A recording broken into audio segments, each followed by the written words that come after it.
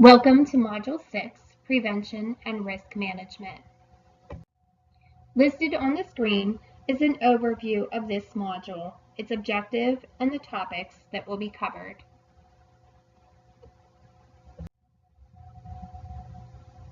Preventing harm includes and goes beyond maltreatment issues. Preventing harm in all of its forms enables us to keep members, volunteers, and the organization safe, and enables us to pursue our goals. We're not going to review these again. They were discussed in a previous module, but protective factors are factors that the CDC has identified as critical to the well-being of youth. Building trust in a supportive community works to eliminate fear. Empowering our youth with positive reinforcement and the teaching of fairness and tolerance helps build that trust. That, coupled with advocating for their well-being, creates strong and resilient young women.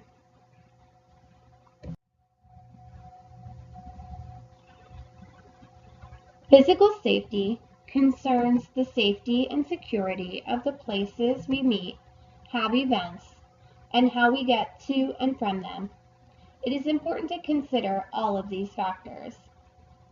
Visibility refers to the fact that youth or a youth and adult should not be secluded somewhere away from the view of those leaders responsible for their safety. When confidentiality is an issue, conversations can be held outside the earshot of others while remaining in clear view. Programmatic safety is addressed by our policies and practices that ensure safe space for girls and for volunteers to conduct their activities.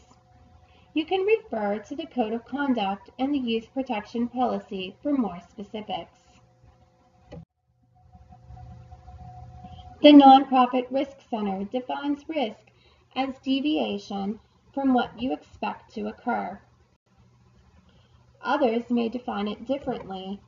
In any event, it is important for us to determine potential risks and address them sufficiently to prevent harm. Risk management is a discipline for handling the possibility that an event could cause harm, being prepared with strategies for identifying and confronting threats that could cause harm to an individual or to an organization. Risk management ensures we are not caught off guard by the unexpected. Leaders must ensure this process exists. Maintaining balance is also important. If overly cautious, the organization may not be able to fulfill its goals, yet insufficient caution may create risk of undue harm.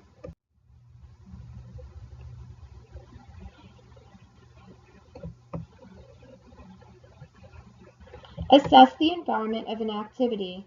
What could happen, how and why? How likely are the risks? How severe are the consequences? Decide on a management choice and assess the success of each effort and revise your plan as needed. Each of these steps is connected to the adjoining steps in a circular process. It is important to continuously review and revise risk management efforts, possibly implementing layers of strategies to handle contingencies. Once the risk factors have been evaluated and prioritized, risks can be managed by utilizing the tools listed on this slide.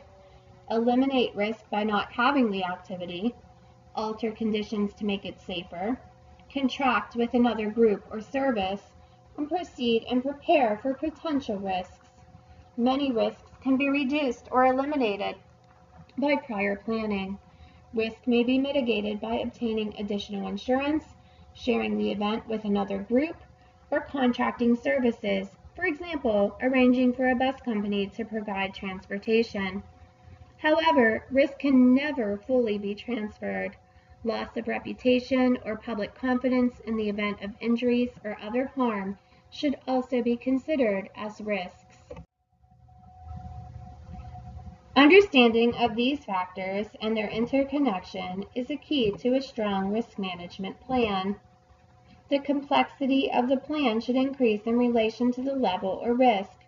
The more potential for risk, the greater need for contingency planning.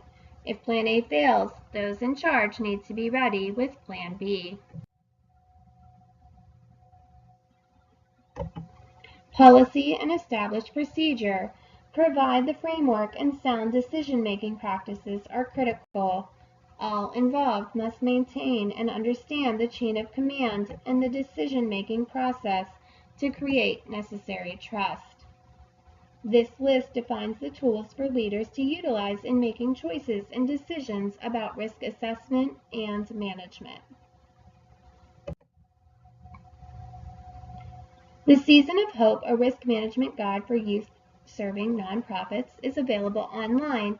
That and other tools can be found at the Nonprofit Risk website. The Season of Hope guide is highly recommended and includes a breadth of information on risk management, including violence, injuries, accidents, internet access, and health-related risks. This concludes Module 6. As always, if you have any questions, you should speak with your board chair, Mrs. Sneddon, or contact me. Karen's information is also here as the youth protection person at IORG. Thank you.